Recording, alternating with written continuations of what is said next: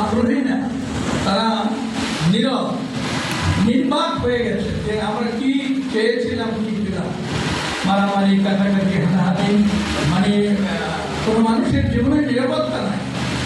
এমনকি সরকারি কর্মকর্তারাও নিরাপদে নয়। এরকম একটা পরিস্থিতি দেশে বিরাজ করছে। সেই মুহূর্তে আমরা আমাদের নেতৃবৃন্দকে নিয়ে আমরা দলীয় সাংগঠনিক কার্যক্রম কীভাবে শক্তিশালী করব এবং আগামী নির্বাচন যখনই হোক তার জন্য আমাদের সর্বোচ্চ প্রস্তুতি নিতে হবে।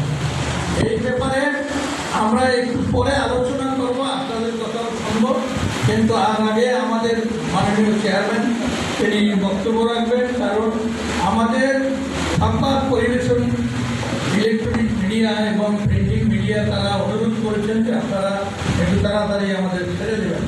এরা চলে গেলে আমরা অ্যাকচুয়ালি দলীয় অনেকগুলো বিষয় নিয়ে উত্থাপন করব এবং আমরা মাঠে ঘাটে বাজারে বন্দরে জেলায়